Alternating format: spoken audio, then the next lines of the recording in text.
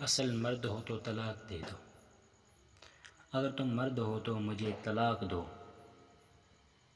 میں ایک سیکنڈ بھی تمہارے ساتھ نہیں رہ سکتی۔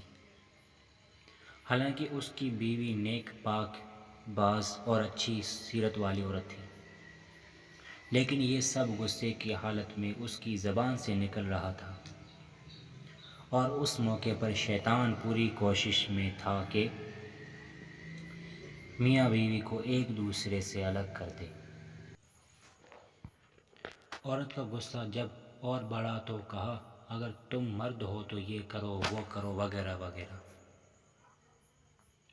بالآخر آدمی نے مجبور ہو کر ایک کاغذ چند سطریں لکھ کر لفافے کے اندر رکھ کر اس کے ہاتھ میں پکڑاتے ہوئے کہا، جاؤ فی امان اللہ، یہ وہ دروازہ ہے جس سے تم میرے ساتھ آئی تھی۔ میں نے ثابت کر دیا کہ میں ایک مرد ہوں، تم اب اپنے مائکے جاؤ۔